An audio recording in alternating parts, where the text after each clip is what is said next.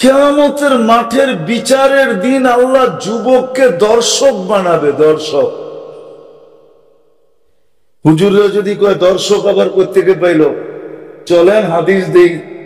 দর্শক, ইয়াদিল্লুহুমুল্লাহু তাহতা দিল্লি ইয়াউমা লা দিল্লা ইল্লা দিল্লু, আল্লাহ আরশের নিচে ছায়া দিবে। যুবকদের গ্যালারি ভিন্ন হবে, 60টা গ্যালারি হবে, একটা গ্যালারি যুবকদের হবে। দুনিয়ার স্টেডিয়ামের গ্যালারির মতো বাদামালা গড়বো আর তুমি কিনা খাইবা, ওইখানে সব নিয়ে ঘুরতে থাকবে, তুমি খালি বিনা পয়সায় গ্যালারিতে বসে খাইতে থাকবা আর হিসাব কিতাব দেখতে থাকবা যে কিভাবে হিসাব কিতাব হয়। না হইলে কেন কোরআনে আসবে হাল সুব্বিবাল কুফফারু মা কানু ইয়ামালুন, কাফেরদেরকে যে শাস্তি কিয়ামতের মাঠে দিবে, তো আল্লাহ এই উম্মতের মুসলমানদেরকে জিজ্ঞাসা করবে তোমাদের মন ভরতেছে না ভরতেছে না বলো, তাইলে আরো বাড়ায়া দেই। তো মুসলমানরা বলবে আল্লাহ মন ভরতেছে, তারপরেও আল্লাহ আযাব বাড়ায়া দিবে, আমাদের মন বাগ বাগ বানায় দিবে, আরো সে নিচে গ্যালারিতে ছায়া দিবে। ঠিক নারী যদি এরকম হয়, আল্লাহকে রাজি করলো, পুরুষ যদি এরকম হয় যে আল্লাহকে রাজি করলো, যুবক যদি আল্লাহকে রাজি করলো, বৃদ্ধ যদি আল্লাহকে রাজি করলো, আল্লাহ বলে শুধু আমাকে রাজি করো, কিন্তু প্রশ্ন তো আমি উঠায় দিলাম, রাজি করব তো করব কিভাবে? চোখেই তো দেখা যায় না, ধ্যান ধারণাই তো আসে না, বর্ণনা দিয়েই তো শেষ করা যায় না। তো আল্লাহ বলে আতিউর রাসূল, তাইলে আমার রসুলকে মাইনা দেখায় দাও, তাইলেই হবে। আমার রসুলকে মাইনা দেখায় দাও, তাইলেই হবে।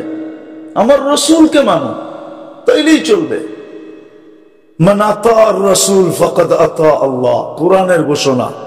আমার বন্ধুকে মানলেই আমার মানা হয়ে যাবে। কিন্তু যদি আমি কথা গুছায় নিয়ে আসতেছি, যদি প্রশ্ন করি যে রসুলও তো ছিলেন মাত্র 63 বৎসর ছিলেন, নবুয়তের ঘোষণার পর থেকে নিয়ে মাত্র 23 বৎসর ছিলেন, উনিও তো চলে গেলেন, উনিও তো চলে গেলেন, মাত্র 23 বৎসর ছিল। আমি ওই ইখতিলাফে যাইতেছি না, মতানৈক্যে যাইতেছি না। হ্যাঁ, এটা সত্য, আমাদের রসুল নবী হিসাবে, রসুল হিসাবে নির্বাচিত সমগ্র সৃষ্টিরও হাজারো না হাজারো বৎসর আগে নির্বাচিত, সমগ্র সৃষ্টিরও হাজারো বৎসর আগে নির্বাচিত, প্রেরিত সবার শেষে, অস্তিত্ব সবার শেষে, প্রেরিত সবার শেষে, নির্বাচিত সবার আগে, প্রেরিত ঘোষিত হলো 40 বছর 10 দিন 6 মাস 10 দিন, যেদিন ওই দিন ঘোষিত হয়েছে। ঘোষিত বোঝেন, ঘোষণা দেওয়া হয়েছে। তো রাসূলুল্লাহ সাল্লাল্লাহু আলাইহি ওয়াসাল্লামকে মাত্র ঘোষণা দেওয়ার 23 বছর দুনিয়াতে ছিলেন। কত দুনিয়ার থেকে চলে গেছেন, ঠিক না? যদিও কথা সত্য, আমার বন্ধুকে মানলেই হবে, কিন্তু বলবেন 23 বছর পরে তো উনি চলে গেলেন, ঘোষণার 23 বছর পরে, তো ওনার জীবনটাকে সুরক্ষিত করলো কে? তো আল্লাহ বলে সুরক্ষিত করার জন্য আমরা কিছু লোককে নির্বাচিত করছি। আওরাসনাল কিতাব আল্লাযী নাস্তা, ভালো মতে শোনেন কিন্তু, আওরাসনাল কিতাব আল্লাযী নাস্তাফাইনা মিন ইবাদিনা, কিয়ামতের সকাল পর্যন্ত আমরা কিছু লোককে নির্বাচিত করব, তারপরে এদের কাছে আমার বন্ধুর সব কিছু সুরক্ষিত থাকবে। তোমরা যদি আমার বন্ধুকে মানতে চাও আর তাকে মানার মাধ্যমে যদি আমার মানার দাবিকে পুরা করতে চাও, তাহলে কিয়ামতের সকাল পর্যন্ত তোমাদের জন্য ঘোষণা হলো ও উলুল আমরি মিনকুম, কিয়ামতের সকাল পর্যন্ত তোমরা হক্কানি আলেমদের পিছে চলতে থাকো, আল্লাহ ওয়ালাদের পিছে চলতে থাকো, হক্কানি আল্লাহ ওয়ালা হক্কানি আলেমদের পিছে চলতে থাকো, উলুল আমরি মিনকুম, কেননা এদের কাছে আমার বন্ধুর সব সুরক্ষিত আছে। কি বলেন নাই? হ্যাঁ, সব সুরক্ষিত আছে, একটা জিনিসও হারায় যায় নাই। গাদার নাম পর্যন্ত হারায় নাই, ঘোড়ার নাম পর্যন্ত হারায় নাই, তলোয়ারের নাম পর্যন্ত হারায় নাই। আল্লাহ রসুলের ব্যবহৃত প্রত্যেকটা জিনিস কিচ্ছু হারায় নাই, সব সুরক্ষিত আছে। কাদের কাছে? হক্কানি আলেমদের কাছে। আপনি যদি রসুলকে মানার মাধ্যমে আল্লাহর মানার দাবিকে পুরা করতে চান, তাহলে কিয়ামতের সকাল পর্যন্ত আপনাকে হক্কানি উলামাদের পিছনে চলতে হবে, হক্কানি আল্লাহওয়ালাদের পিছনে চলতে হবে। আপনি যদি বলেন না আমি গুগল দেখা চলবো, আপনি চলতে পারেন। মাঝে মাঝে আমরাও গুগল দেখা চলি, মাঝে মাঝে দেখা যায় গুগল নিয়ে খালে নামায় দিছে। কিসে? বিশ্বাস হয় না মনে হয় আপনাদের, ঠিক না? হ্যাঁ, হয় না মনে হয়? আরে না, আরে না, এই কয়েকদিন আগে আমি 18 তারিখে আসছি, 18 তারিখে আসছি, আসার পরের দিন 19 তারিখে আমার প্রোগ্রাম ছিল। 19 তারিখে আমার প্রোগ্রাম ছিল মনে হয় সিরাজদি খান, আর না টঙ্গী বাড়িতে। আমি রাত্রে যখন ফিরতেছিলাম, তো আমি আইসা উঠবো কোন দিক দিয়া? নিমতলা দিয়া। গুগল দিয়া সার্চ দিছি, গুগল আমাকে নিয়ে যাইতে যাইতে যাইতে ওই রাস্তায় নিয়ে গেছে, কেননা নিমতলা খাল পারেনি নিমতলা, কিন্তু কোনো ব্রিজ নাই। খাল পারেলে কি, কিন্তু আমাকে নিয়ে গেছে খালের পাড়ে। এই জন্য আমি বললাম যে গুগল মাঝে মাঝে কি করে খালের পাড়ে নিয়ে যায়, কিন্তু ব্রিজ গাড়ি কি খালে নামাম নাকি? আবার ঘুরে আসছি। এখন দ্বিতীয়বার যখন আবার সার্চ দিছি, তখন গুগল রাস্তা দেখাইছে এই দিক দিয়ে যাও, কিন্তু তোমাকে 12 কিলোমিটার ঘুরতে হবে। কিন্তু তারপরও রাস্তা আছে, তারপরও কি আছে? আগেরটা কি ছিল? শর্ট ছিল, কিন্তু কি ছিল? খাল। নামলে আমিও যেতাম, গাড়িও যেত, ঠিক না? মেরে দোস্ত, আমি যেটা বুঝাইতে চাইতেছি আপনাদেরকে, যে আল্লাহ আমাদেরকে মুসলমান হিসাবে অস্তিত্ব দিয়েছেন, উম্মতে মুহাম্মদী বানাইছেন, খোদার ওয়াস্তে আমার কথা মানেন। আল্লাহর ছোট দাবি হলো আল্লাহকে মান। আর মানার জন্য আমি প্রশ্ন উঠায় দিলাম, আল্লাহ প্রশ্ন মাইনা নিলেন, বলছে আমার বন্ধুকে মাইনা দেখায় দাও। আমার বন্ধুকে মানবে, আমার মানা হিসাবে আমি মাইনা নিব। কিন্তু বন্ধুকে মানবো তো মানবো কি কইরা? উনি তো 23 বছর পরে দুনিয়ার থেকে চলে গেছেন। কোথায় 23 বছর পরে, আর কোথায় আমরা 1500 বছর পরে? আমরা মানবো তো মানবো কি কইরা? তো আল্লাহ বলে আমি নির্বাচিত করছি, বন্ধুর মানার দ্বারা আমার দাবি পূরণ হবে। এই জন্যই কোরআন ঘোষণা দিয়েছেন কিয়ামতের সকাল পর্যন্ত হক্কানি উলামাদের অস্তিত্ব থাকবে। হক্কানি উলামাদের অস্তিত্ব থাকবে, এদের পিছে চলো, গুগলের পিছে চলো না। গুগলের পিছে যদি চললা, তাহলে হইতে পারে গুগল তোমাকে খালেও নামাইতে পারে, তোমাকে নদীতেও নামায় দিতে পারে, এমনকি গুগল তোমাকে আফ্রিকার জঙ্গলেও ঢুকাইতে পারে। আমি দুনিয়া ঘুরে বলতেছি। আমি জুলাইয়ের 18 তারিখে গেছি দেশ থেকে, আসছি এই মাসের 18 তারিখে। আমার 4 দেশ সফর ছিল, ইংল্যান্ড, কানাডা, মিশর, সৌদি আরব, উমরা করে তারপরে আমি ফিরছি। আবার আমি 12 তারিখে যাব, আমার কোরিয়া সফর আছে। আমি ঘুরা বলতেছি, গুগল দেখা মাঝে মাঝে দেখছি জঙ্গলও নেওয়া যায়। এই জন্য হক্কানি আলেমদের পিছে চলেন। হক্কানি আলেমদের কাছে, আল্লাহওয়ালাদের কাছে সুরক্ষিত আছে। আর আমি দুনিয়া ঘুরা বলতেছি, আমি তর্ক বিতর্কের জন্য বলতেছি না। জমিনকে আল্লাহ 4 ভাগে ভাগ করছে। কয় ভাগে? আপনি সার্চ দিয়ে দেখেন, জমিন 4 ভাগে বিভক্ত। কিছু জমিন পাবেন শুধু মরু আর মরু। সাহারার মরুভূমি কোত্থেকে শুরু হয়েছে জানেন? আমি 2 বার গেছি। মিশর থেকে শুরু হয়েছে সাহারা মরুভূমি, মরিতানিয়া আটলান্টিকের পাড়ে যায় শেষ হয়েছে। কোথায় মিশর, কোথায় মরিতানিয়া?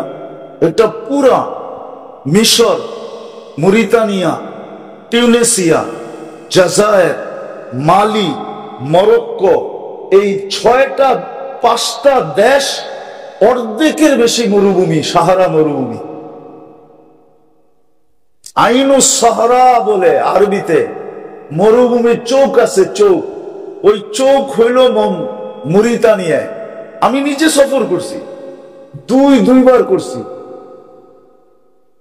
তো প্রথম জমিন হইল সাহারা, মরু। দ্বিতীয় জমিন হইল জিবালি, পাহাড় আর পাহাড়।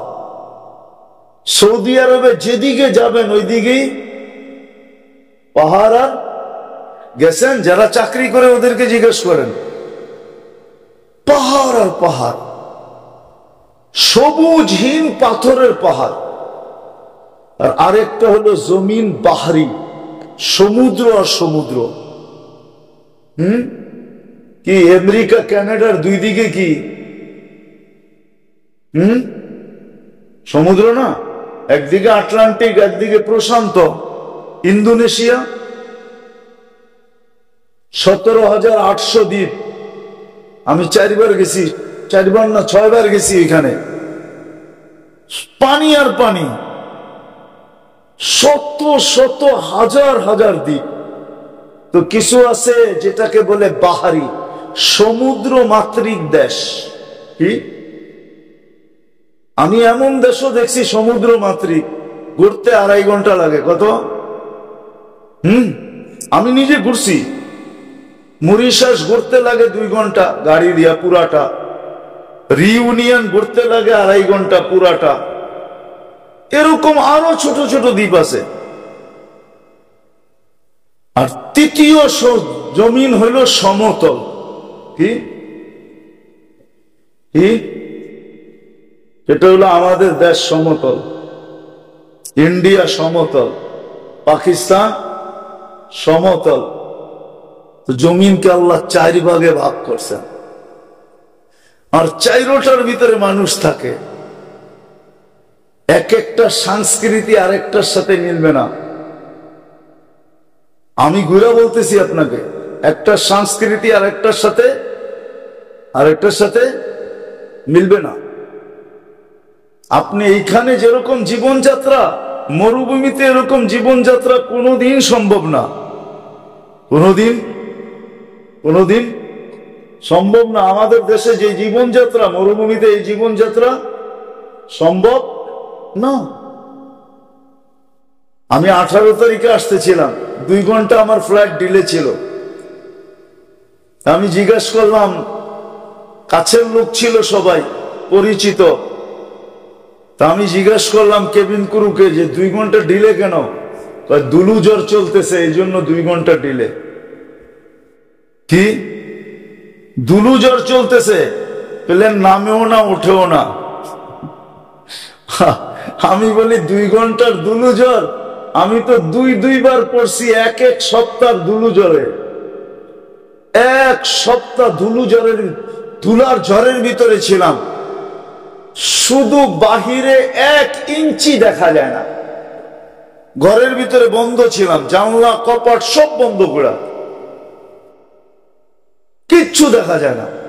এক সপ্তাহ পরে ফ্লাইট চালু হয়েছে, এক সপ্তাহ ডিলে হয়েছে আমার। আমি 2 বার পড়ছি, 2 বার। অবশ্য আকাশে ছিলাম না, জমিনে ছিলাম। দুলুজর শুরু হয়ে গেল মরুভূমির ভিতরে।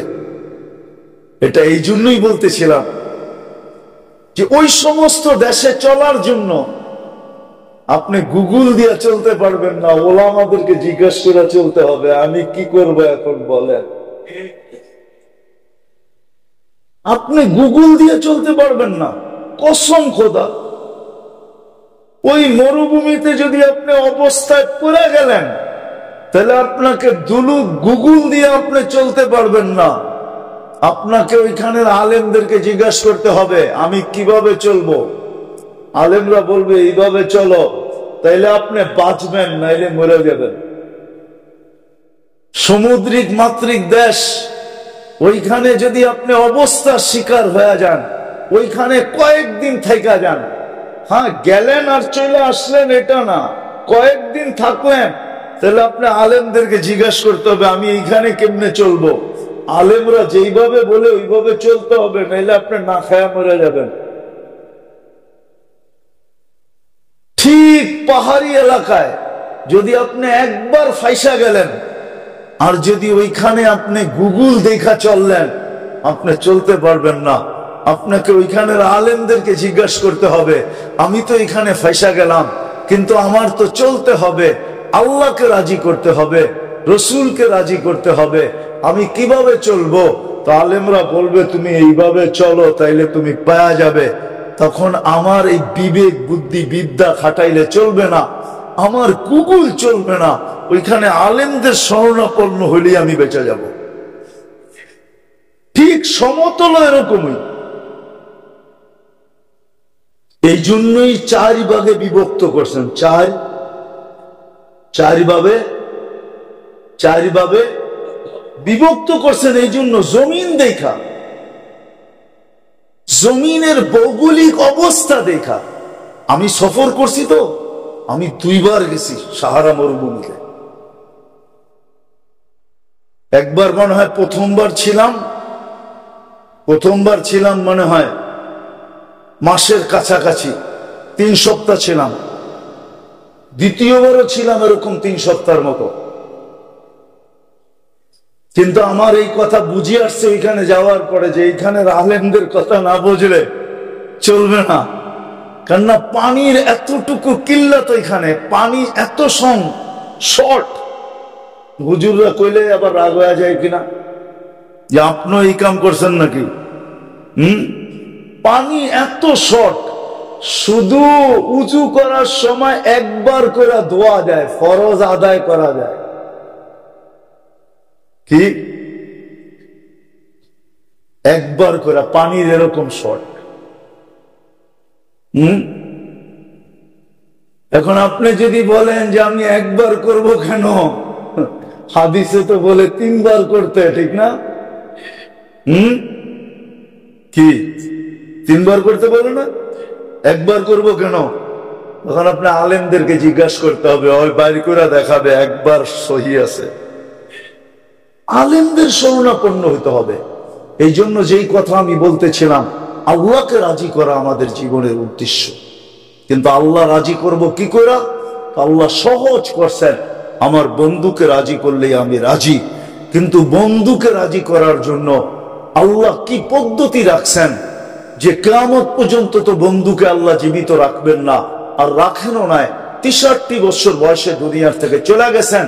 তো আল্লাহ বলে কিয়ামতের সকাল পর্যন্ত আমি হক্কানি আলেম ওলামাদেরকে দায়িত্ব দিছি, যারা বন্ধুর জীবনীকে সুরক্ষিত রাখবে। তোমরা যখনই সমস্যায় পড়বে তো আলেমদের শরণাপন্ন হবে, না গুগল, না তোমার বিবেক, না তোমার বুদ্ধি, না তোমার বিদ্যা, বরং যেই জিনিসে পারদর্শী তার শরণাপন্ন হও, তুমি বেঁচে যাবে। এই জন্যই কোরআন বলে উলুল আমরি মিনকুম, আলেমদের পিছে চলো। আজকে তো ভুল এইখানেই ভুল। আল্লাহর রাসূল ইঙ্গিত দিয়ে গেছেন 1400 বছর আগে, এক জামানা আসবে কাসীরুন খুতাবাউহু, প্রত্যেক ব্যক্তি বক্তা হবে। কলিলুন উলামাউহু কাসীরুন সুওয়ালুহু। প্রত্যেক ব্যক্তি তর্কবাগীশ হবে। কলিলুম মুতুহু হাওয়া ফিহি কাঈদুল ইলমি।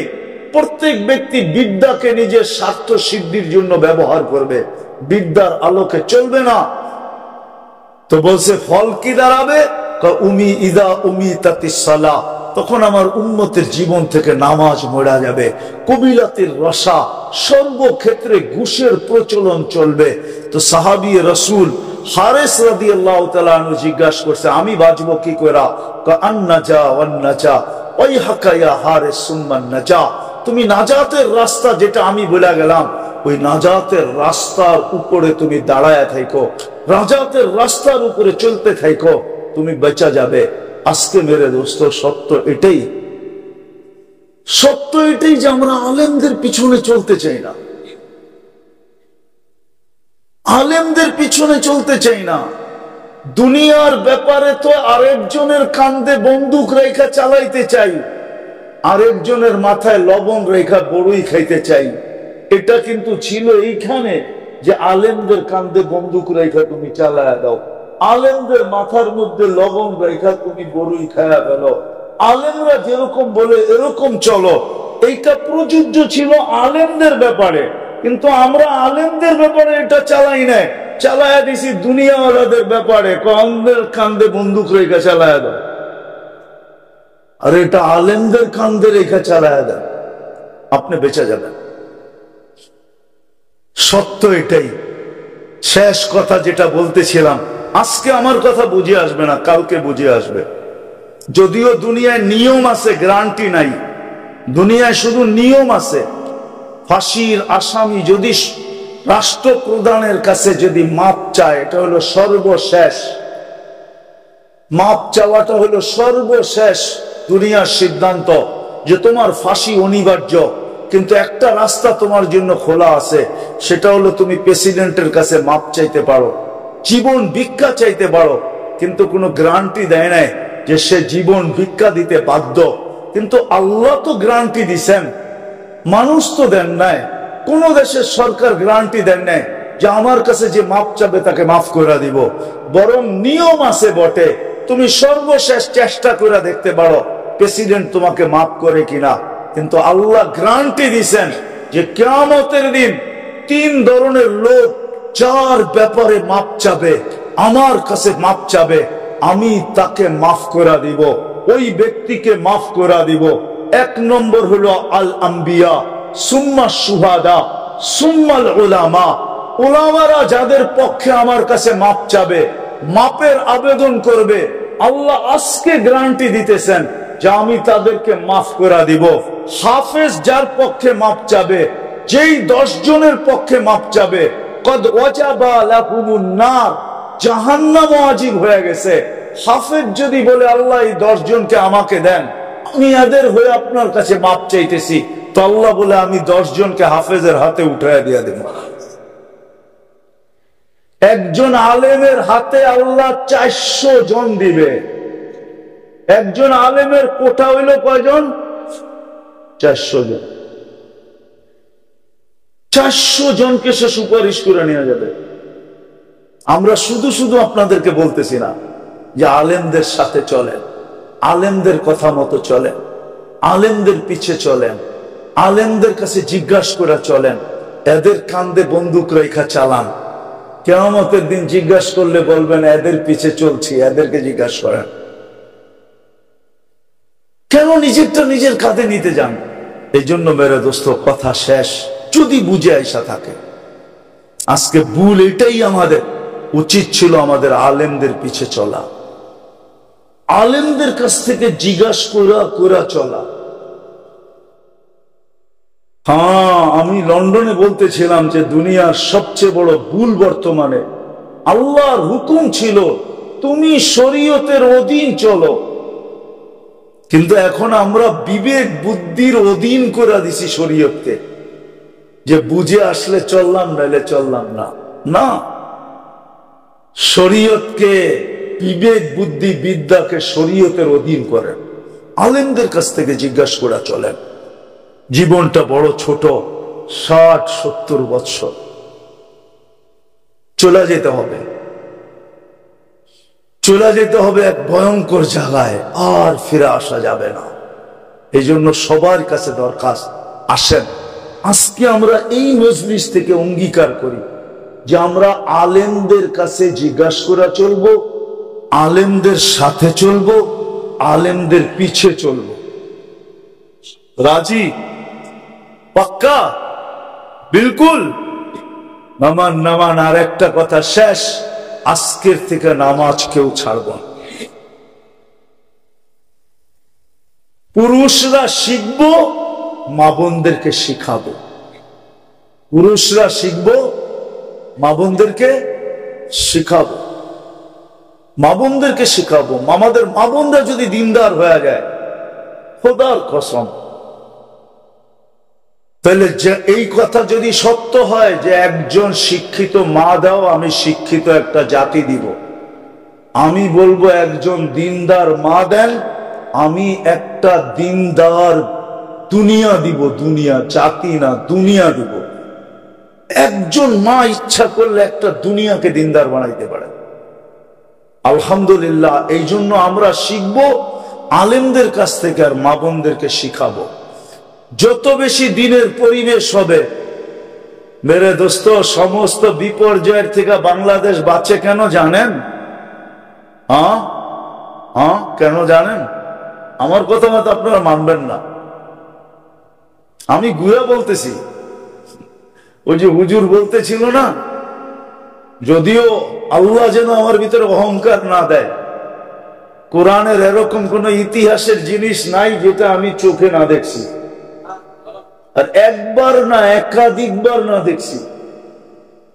আলহামদুলিল্লাহ। যত নবীর কবর আছে চিহ্নিত দুনিয়ায়, আল্লাহ আমাকে সব জায়গায় নিয়ে গেছেন।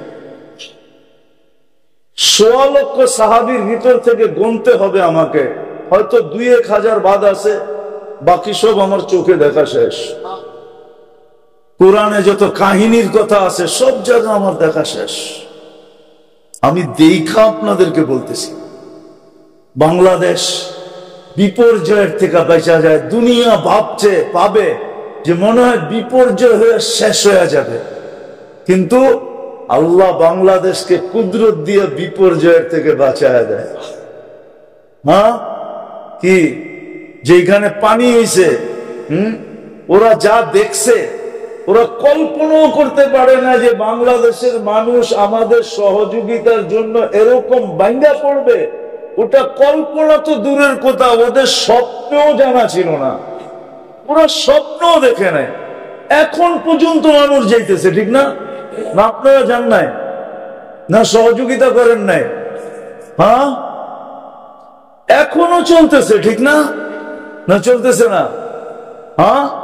আমরা তো চিন্তা করতেছি পানি শুকাক, তারপরে আবার যাব, কেননা ওই সময় আরেক ধরনের সহযোগিতা দরকার হবে। বাড়িঘর ভেঙে গেছে, ওগুলা ঠিক করতে হবে।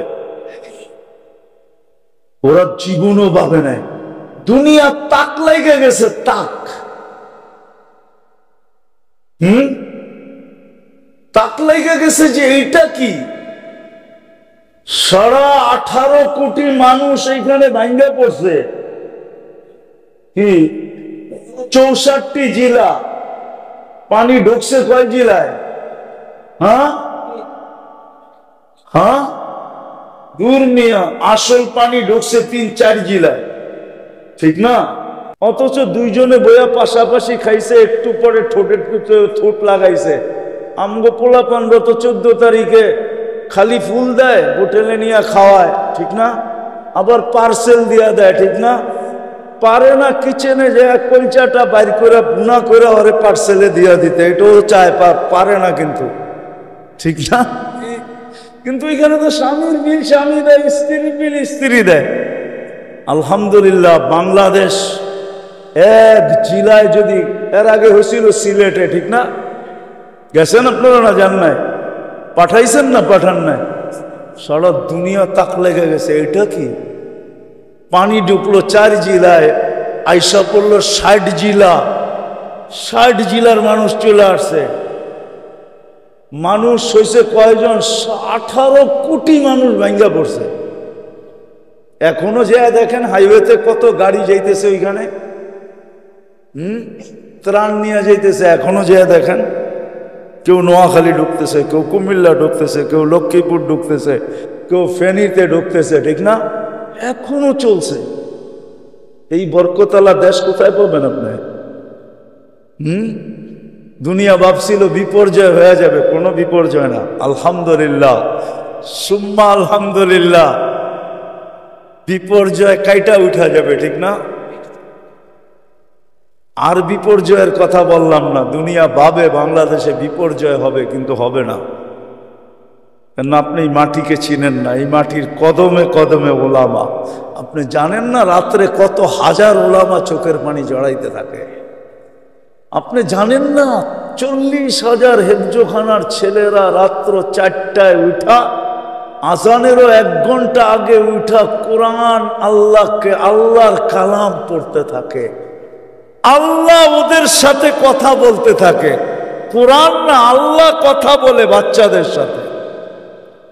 40,000-এর উপরে হেফজোখানা। ওই দেশ কোনোদিন বিপর্যয়ের শিকার হয় না, আর কোনোদিন হবেও না। দুনিয়া ভাবছিল কি না কি হয়ে যাবে, আলহামদুলিল্লাহ আস্তে আস্তে গুছায়া উঠতেছে, ঠিক না? হ্যাঁ, বাংলাদেশে কোনোদিন বিপর্যয় হবে না। শুধু এই মসজিদ, যেটা বুঝাইতেছিলাম, এই মসজিদের কারণে, এই মাদ্রাসার কারণে, এই আল্লাহওয়ালাদের কারণে, এই হক্কানি আলেম ওলামাদের কারণে। বন্দরের মানুষ শেষমেশ একটা কথা বলা যায়, এইখানে ওই শোয়া আছে কারা জানেন না আপনি? প্রথম যুগে আল্লাহ রসুলের হিজরত হয় না এখনো, 4 সাহাবী বাংলাদেশে আসছিলেন। 2 জন এখনো এই মাটির নিচে ঘুমাইতেছেন। একজনের নাম হলো কাসেম ইবনে হুযাইফা, দ্বিতীয় জনের নাম হলো উরওয়া ইবনে সাসা। 2 সাহাবী এখনো এই মাটির নিচে ঘুমাইতেছেন। কোথায় ঘুমাইতেছেন আমি জানি না। এটা ইসলামের প্রথম যুগের কুরবানি এরা দিয়ে এখানে ঘুমায় গেছে। আপনি জানেন না এই মাটির নিচে কি আছে? এই জন্য কোনোদিন বিপর্যয় হয় না, আর কোনোদিন হবেও না ইনশাআল্লাহ। যদি আমরা আলেমদের সাথে চলি, পিছে চলি, জিজ্ঞাসা করা চলতে থাকে। চলবেন তো? নামাজ ছাড়বো না ইনশাআল্লাহ, পাক্কা ওয়াদা। আল্লাহ আমাদেরকে আমল করার তৌফিক দান করেন। ওমা আলাইনা ইল্লাল বালাগ। দোয়া করতেই না করলে হয় না। আল্লাহুম্মা। চলেন তওবা পড়েনই সবাই, পড়েন আস্তাগফিরুল্লাহ আল্লাযী লা ইলাহা ইল্লা হুয়াল হাইয়ুল কাইয়্যুম ওয়া আতুবু ইলাইহি। মনে মনে বললেই হবে যে আল্লাহ আমি তওবা করলাম। বলেন আল্লাহ আমি তওবা করলাম, আপনি আমার তওবাকে কবুল করেন, আমাদের গুনাহ খাতাকে মাফ করে দেন। আর এখন তো আল্লাহ ডাকতেই আছে আমাদেরকে।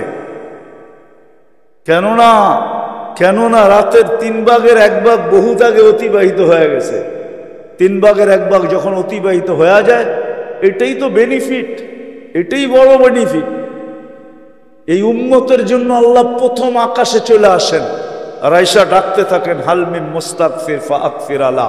কে আসিস মাপ চাস, আমি মাফ করে দেব। কোন উম্মতকে ডাকছেন কি ডাকেন না আমি জানি না, কিন্তু এই উম্মতে মুহাম্মদীকে আল্লাহ ডেলি রাত্রে ডাকেন, আয় আমি দরজা খুলে দিলাম, আয় তওবা কর, আমি মাফ করে দেব। এই জন্যই তো আমি বলি, আমার জাতি যদি এতটুক করত, যুবকরা যদি এতটুক করত, মা বোনরা যদি এতটুক করত, যে বিছনায় যায় হাত 2টা উঠায় যদি বলতো আল্লাহ সারাদিন যেমন আপনার কাছে হওয়া দরকার ছিল হইতে পারি নাই, এখন ঘুমাইতে চললাম, সকালে উঠাইলে উঠবো, নাইলে আর কোনোদিন উঠবো না, আল্লাহ আমি কিন্তু তওবা করে ঘুমাইতে চললাম। হাত উঠায় যদি এতটুক শব্দ বলতো। আজকে সবাই নিয়াত করেন যে প্রতিদিন শোয়ার আগে তওবা করে ঘুমাবো, এতটুক বলবো আল্লাহ আমি তওবা করে ঘুমাইলাম। আল্লাহ বড় পছন্দ করেন। আল্লাহ আমাদেরকে আমল করার তৌফিক দান করেন। আল্লাহুম্মা লাকাল হামদ কামা ইয়ানবাগি লিজালালি ওয়াজহিক ওয়া আযীমি সুলতানিক ইয়া হান্নান ইয়া মান্নান ইয়া জাওয়াদ ইয়া কারীম ইয়া আল্লাহ সাল্লি ওয়া সাল্লিম ওয়া বারিক আলা হাবিবিকা মুহাম্মদ। আল্লাহ বলার পর্ব ছিল শেষ, শোনার পর্ব ছিল শেষ, এখন চাওয়ার পর্ব। এখন চাওয়ার পর্ব চলতেছে। আল্লাহ দুনিয়ার কোনো স্কুলে না, দুনিয়ার কোনো মাঠে না, দুনিয়ার কোনো ঘাটে না, দুনিয়ার কোনো হাটে না, দুনিয়ার কোনো বাজারে না, দুনিয়ার কোনো জায়গায় বসে আমরা হাত উঠাই নাই, স্বয়ং আপনার ঘরের ভিতরে বসে হাত উঠায়া দিছে। আল্লাহ আপনার ঘরের ভিতরে বসে ওই সময় হাত উঠাইছি যে সময় আপনি ডাকতেছেন আমাদেরকে। কাদেরকে নিয়ে হাত তুলছি এটাও জানেন আপনি। এইখানে যুবকও আছে, বৃদ্ধও আছে, এইখানে বাচ্চাও আছে, এইখানে তোলাবাও আছে, এইখানে ওলামাও আছে, এইখানে আলেমও আছে, এইখানে আয় আল্লাহ ইমামও আছে, এইখানে মুফতাদিও আছে, আয় আল্লাহ এইখানে হয়তো শাইখুল হাদিসও আছে। আয় আল্লাহ কাদেরকে নিয়ে হাত তুলছি। আয় আল্লাহ আজকে বেশি কিছু চাবো